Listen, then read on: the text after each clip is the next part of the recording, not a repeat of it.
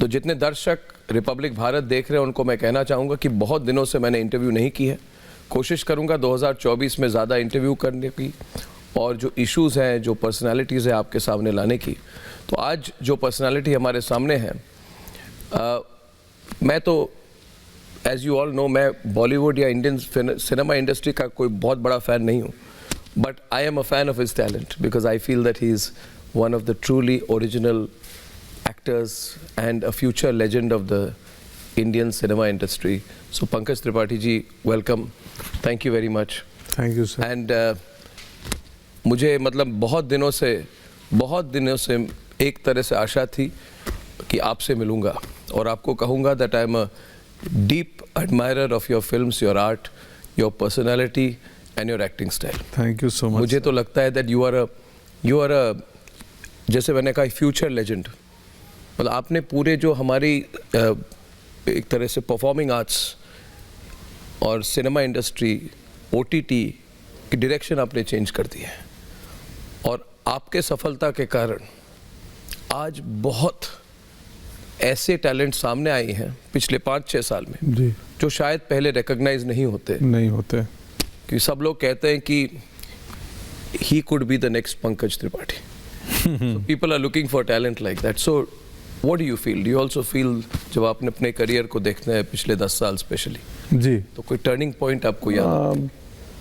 Yes, turning point मेरे ख्याल से पहले तो थैंक यू, आपने इतना अच्छा इंट्रोडक्शन दिया और मैं आपको पास से देखना चाहता था.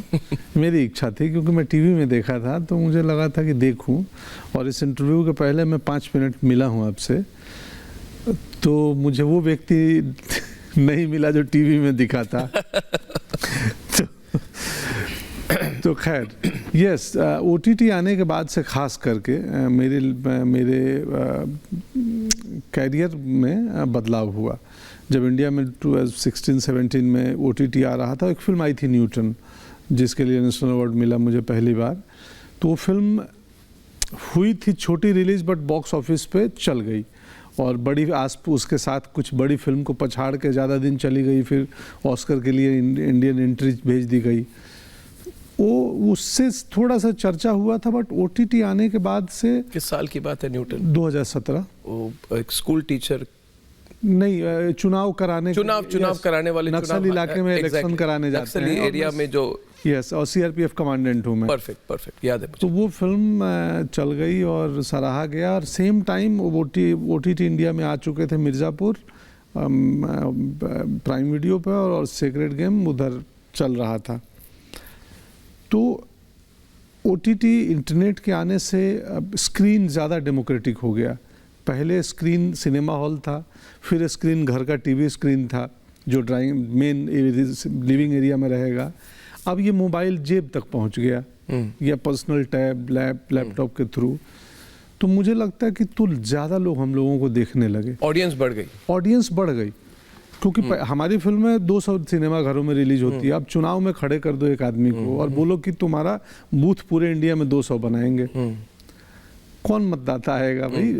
आप तो अब जैसे अटल, ये फिल्म आ रही है, मैं अटल हूँ, तो विनोद जी ने मुझे बोला, आश्वासन दिया कि ये फिल्म बड़ी रिलीज़ करूँगा, कि नज़दीकी सिनेमा घरों में, मतलब आप जो व्यक्ति जहाँ है उसके नियरेस्ट थिएटर में ये फिल्म होगी.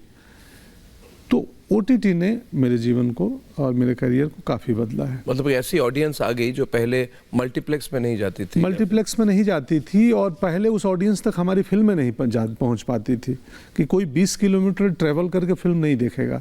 वो चाहेगा कि उसके नियरेस्ट मॉल में या सिनेमा घर में वो फिल्म हो. देखने की चाहत हो तो आप 20 किलोमीटर नहीं जा सकते.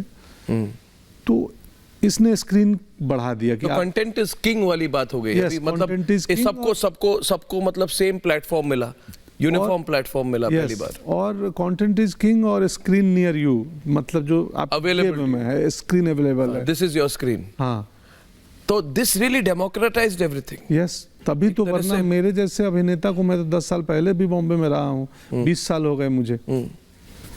मुझे ऐसा मेरा मानना है. तो एक तरह से व्यवस्था भी है, जो फिल्म बना रहे हैं आजकल, उनकी व्यवस्था भी है to get people who can be identified with. जी, पहले था कि जितना मतलब जो फिल्म एक्टर और एक्ट्रेस है उनको इस तरह से बनाइए, शूटिंग भी विदेश में कराइए, सीक्वेंसेस भी Fantasy बाहर, एक फैंटेसी वर्ल्ड वाली थी। तो ये फैंटेसी वर्ल्ड, लोग कहते थे people want to be in fantasy.